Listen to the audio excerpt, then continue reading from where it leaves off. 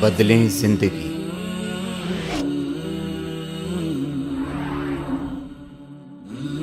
زیتون T V. اللہ تبارک و تعالیٰ کے فضل و کرم سے ہمیں اپنی زندگی میں ایک اور رمضان نصیب ہو رہا ہے۔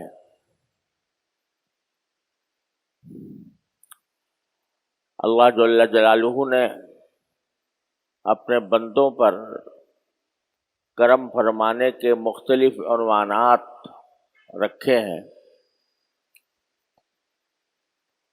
اور یہ رمضان المبارک بھی اللہ جل جلالہ کے کرم کا ایک عظیم عنوان ہے۔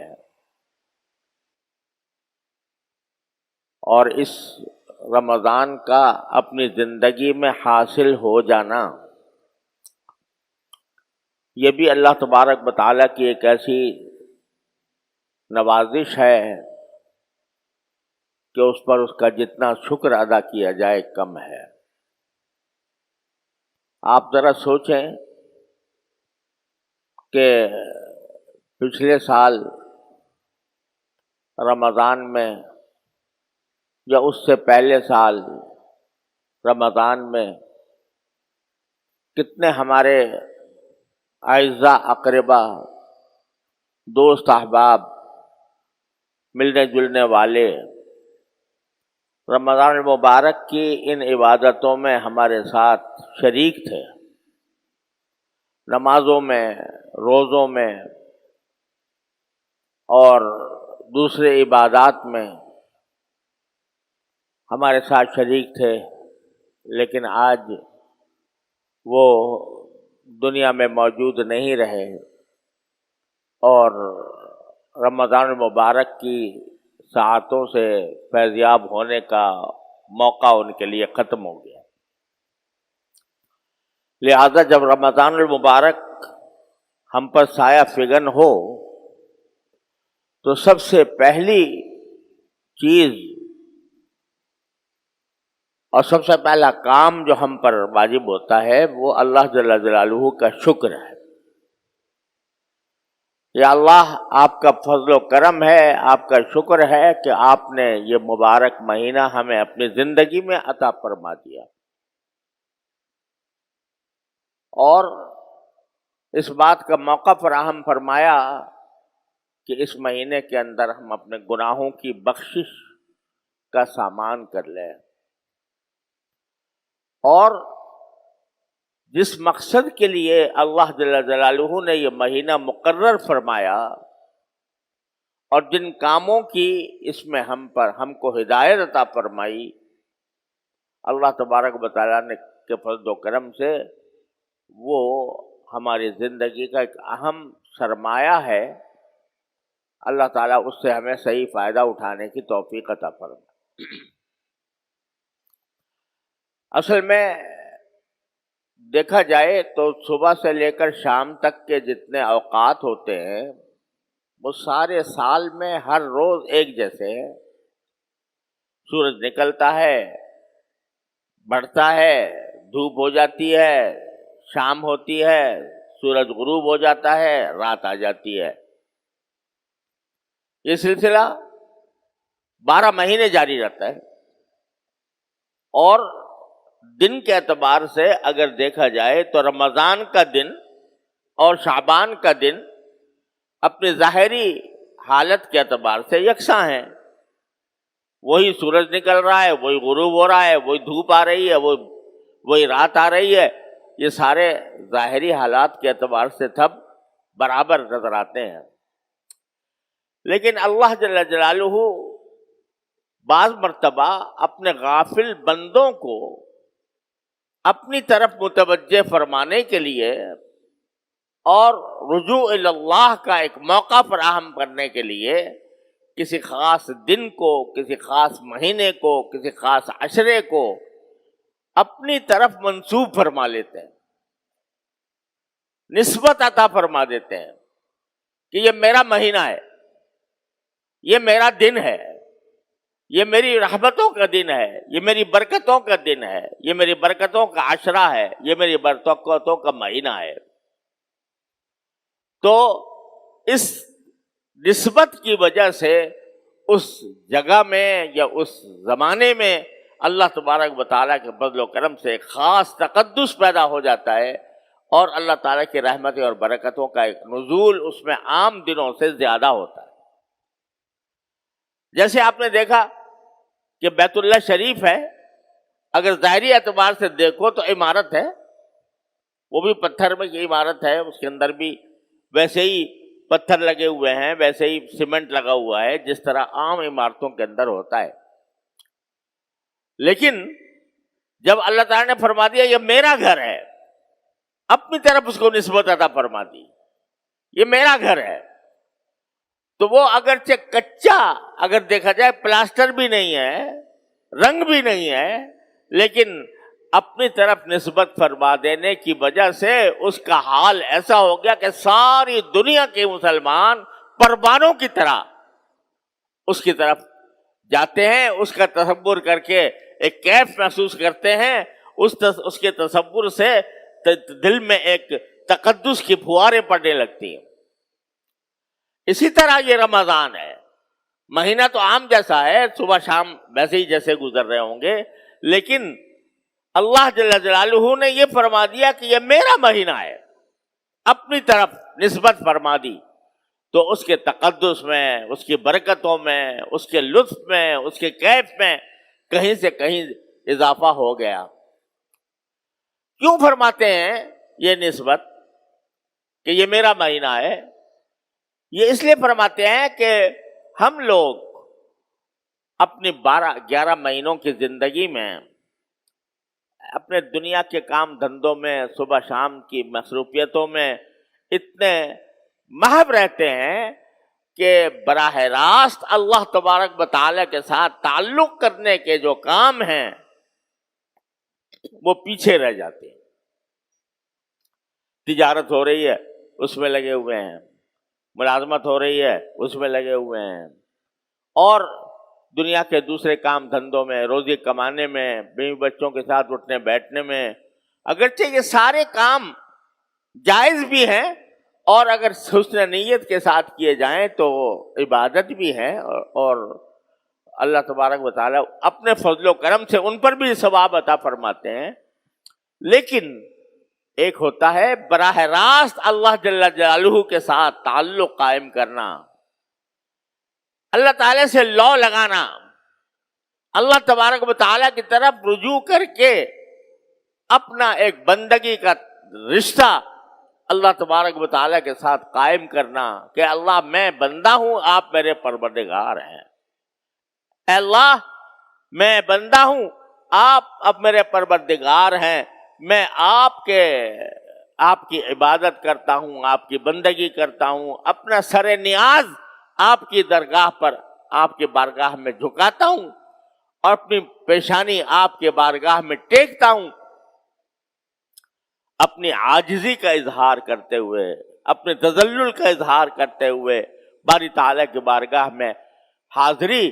یہ ایک ایسی چیز ہے کہ جو انسان کو اپنے پروردگار کے ساتھ مضبوط رشتہ قائم کرنے کا فائدہ عطا کرتی ہے۔ ساری دینی دوڑ دھوپ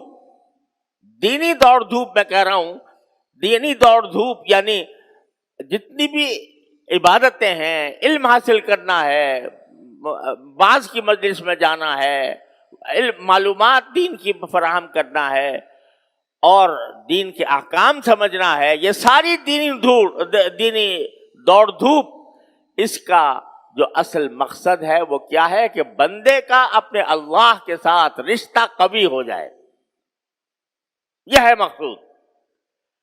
قوی ہونے کے کیا معنی ہے کہ میں اپنے پروردگار کو ہر وقت اپنے پروردگار سے جڑا رہوں، جب مجھے کوئی حاجت درپیش ہو میں اپنے پروردگار سے مانگوں، یا اللہ میری یہ حاجت درپیش ہے، اپنے فضل و کرم سے میری حاجت پوری فرما دیجیے۔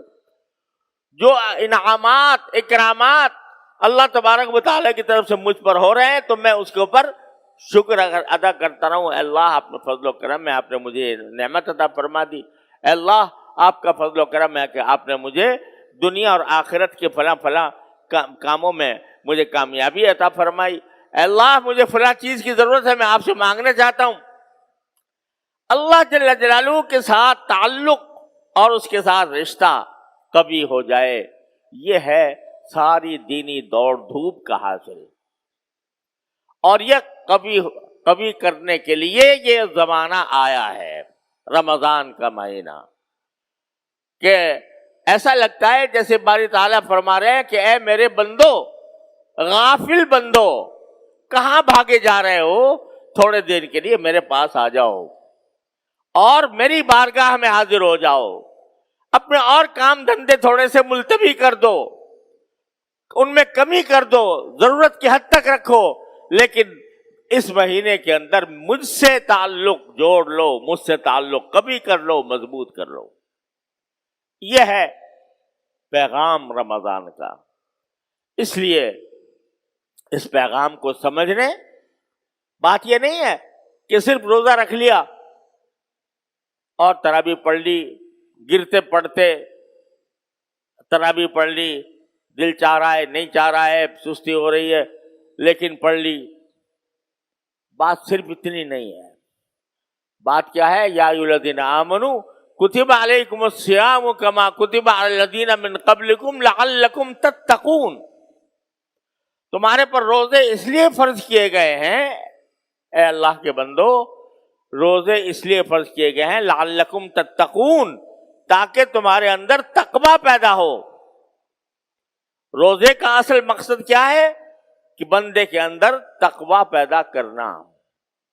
تقوی کیسے پیدا ہوتا ہے؟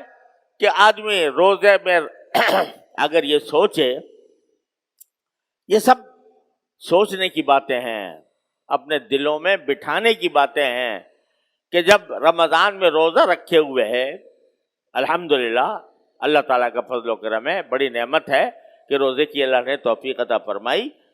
تو مگر یہ سوچے کہ میں کیوں کھانے نہیں کھا رہا، کیوں پانی نہیں پی رہا؟ بھوک لگی ہوئی ہے مگر نہیں کھاؤں گا، پیاس لگی ہوئی ہے اور گھر میں ٹھنڈا پانی موجود ہے، کوئی دیکھنے والا بھی نہیں ہے لیکن اس پیاس کو میں ٹھنڈے پانی سے نہیں بجھاؤں گا. کیوں نہیں بجھاؤں گا؟ اس لیے نہیں بجھاؤں گا کہ میرے رب نے، میرے پروردگار نے مجھے منع کیا ہے. ثم اتم الصیام الی اللیل، یہ فرمایا کہ رات آنے تک، یعنی شام مغرب تک تم کھانے پینے سے باز رہو، نہیں کھاؤ نہیں پیو. اب دیکھو جتنے روزے دار بیٹھے ہیں اللہ تعالیٰ کے فضل و کرم سے، روزے دار بیٹھے ہیں، کیوں نہیں کھا رہے، کیوں نہیں پی رہے؟ اس لیے کہ ان کے پروردگار نے منع کر دیا ہے، مت کھانا مت پینا. تو بھوک لگی ہوئی ہو، پیاس کی شدت سے حلق میں کانٹے پڑ رہے ہوں، لیکن مجھے اگر صحیح معنی میں مسلمان آدمی ہے، اس کو کہا 1,00,000 روپے لے لے اور روزہ توڑ دے، توڑے گا؟ کیسے ہی گیا مسلمان ہو، لیکن اس کو کوئی پیشکش کرے کہ 1,00,000 روپے لے کے روزہ توڑ دے، نہیں توڑے گا. کیوں نہیں توڑے گا؟ اس لیے کہ کہتا ہے میں اللہ کا بندہ ہوں، اللہ نے مجھے اپنے فضل و کرم سے یہ نعمت عطا فرمائی ہے کہ مجھے بھوکا پیاسا رکھ رہے ہیں. اس لیے رکھ رہے ہیں تاکہ وہاں جا کر جو مجھے پلائیں گے، وہاں جا کر جو کھلائیں گے، اس آخرت کے اندر پہنچنے کے بعد وہ اس کے آگے یہ دنیا کا کھانا، دنیا کا پانی ہیچ در ہیچ ہے. اس واسطے میں نہیں توڑوں گا. یہ کیا ہے جو تمہیں توڑنے سے باز رکھ رہا ہے؟ یہ تقویٰ ہے. یہ تقویٰ ہے کہ میرے اللہ تبارک و تعالیٰ نے مجھے روک دیا، میں نہیں رکوں گا، میں روزہ توڑنے والا نہیں ہوں. یہ تقویٰ اللہ تبارک و تعالیٰ کی تقویٰ کی مشق کرا رہے ہیں، اور تقویٰ کی مشق کرا کے یہ دل میں بٹھانا چاہتے ہیں کہ تم اللہ کے بندے ہو، اور بندے کا کام یہ ہے کہ جو آقا جو حکم دے دے وہ یہ دیکھے بغیر کہ اس میں مصلحت کیا ہے, اس میں حکمت کیا ہے, اس میں فائدہ کیا ہے. بندے کا کام یہ ہے کہ اس کو بجا لائے, خواہ تکلیف لگ رہی, تکلیف ہو رہی ہو, خواہ پریشانی ہو رہی ہو, لیکن میرے پروردگار نے مجھے یہ فرمایا میں یہ کام کر کے رہوں گا, اور جس چیز سے اس نے روکا ہے اس سے رک کے رہوں گا. یہ مشق کرائی جانی مقصود ہے اس رمضان کے مہینے کے اندر ہم سے اور آپ سے, تقویٰ کی مشق. اب ذرا سا اسی کو رخ بدل کر دیکھیں کہ مشق کیسے کرائی جا رہی ہے, کہ ایک ایسے طریقے سے کرائی جا رہی ہے کہ بھئی ایک نظام بنا دیا پوری دنیا کا, کہ یہاں دنیا میں جہاں مسلمان بستا ہے وہ اس دن میں کھانے پینے سے پرہیز کرے گا. اب بھائی یہ بھی ذرا سے سوچنے کی بات ہے کہ ہم کھانا جو تھا وہ کوئی حرام کام تھا, حلال تھا. یا ایھا الرسول کلوا من الطیبات واعملوا صالحا, اللہ تعالیٰ نے فرمایا جو پاکیزہ چیزیں میں نے تمہارے لیے پیدا کی ہیں اس کو کھاؤ آرام سے, اللہ کے شکر ادا کرو کھا کر. کوئی حرام تھا؟ نہیں. پانی پینا حرام تھا؟ نہیں. لیکن تم نے اللہ کی خاطر, اللہ کے حکم کی خاطر پانی پینا چھوڑ دیا, کھانا کھانا چھوڑ دیا, یہ سب چھوڑ دیا. تو جو چیز پہلے ہی سے حرام تھی, رمضان سے پہلے ہی سے حرام تھی,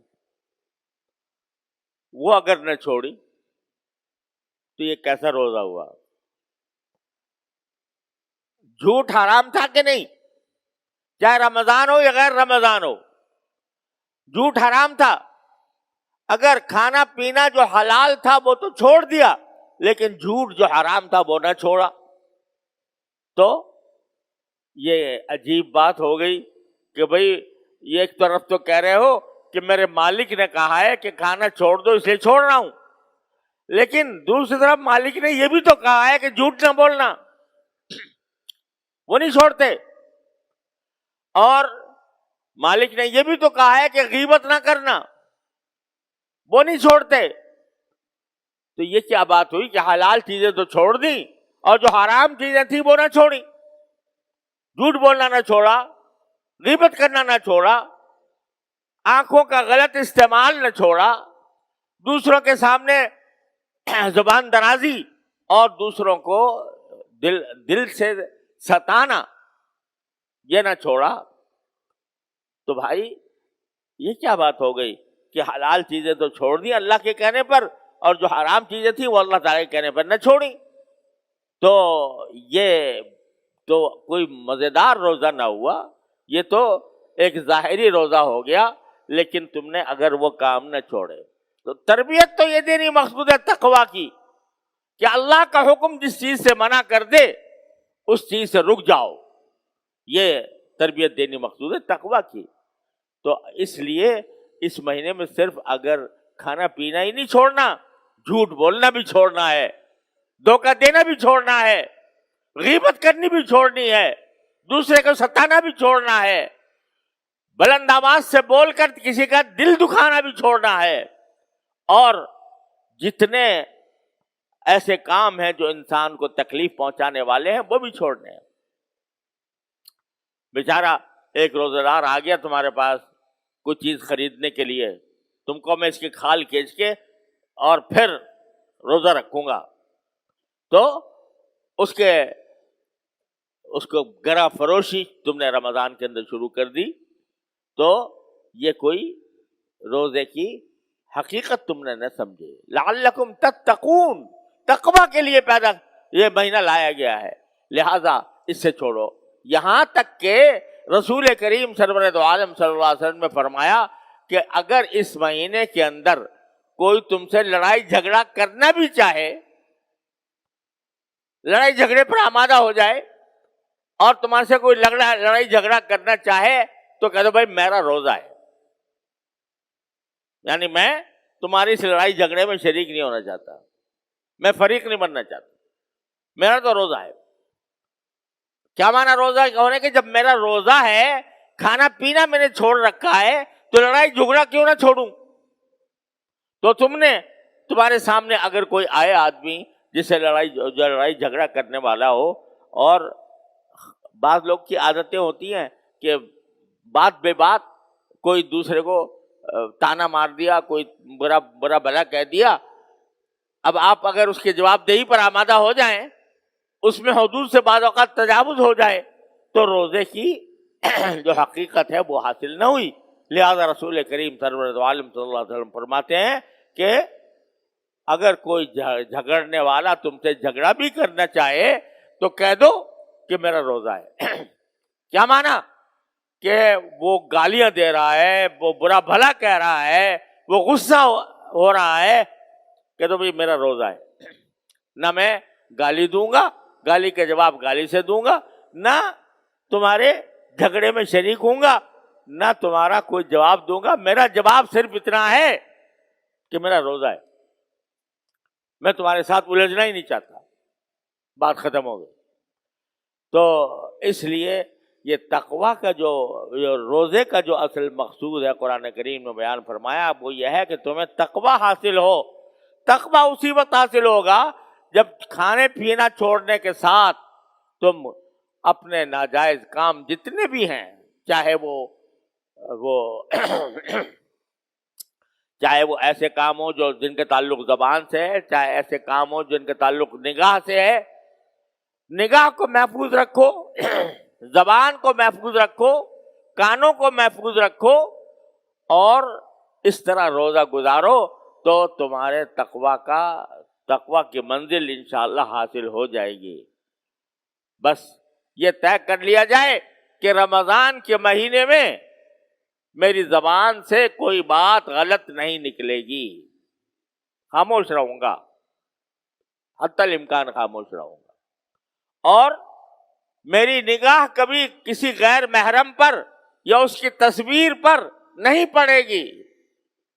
ایک مصیبت آ گئی ہے، یہ موبائل کا ہر ایک کے ہاتھ میں ہے، بچے کے ہاتھ میں ہے، اور جو گناہ کبھی کہیں جا کر کیے جاتے تھے اپنے گھر کے اندر خلوت کے اندر کیے جا رہے ہیں۔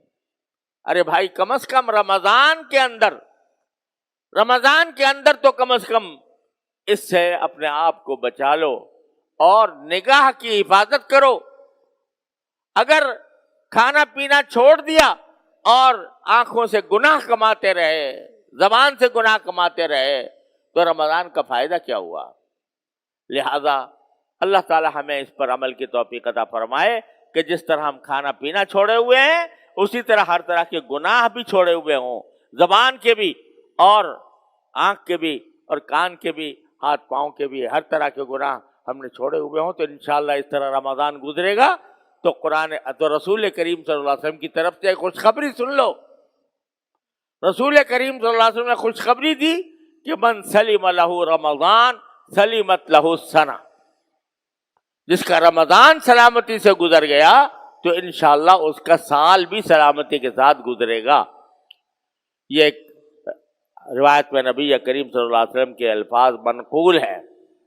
تو اگر اللہ تبارک و تعالی ہمارا رمضان اس طرح گزار دے کہ گناہوں سے خالی ہو تو انشاءاللہ سال بھی اللہ کی رحمت سے امید ہے کہ گناہوں سے خالی ہوگا۔ اللہ تبارک و تعالی اپنے فضل و کرم سے، اپنی رحمت سے ہمیں اس پر عمل کرنے کی توفیق عطا فرمائے۔ وآخر دعوانا ان الحمدللہ رب العالمین۔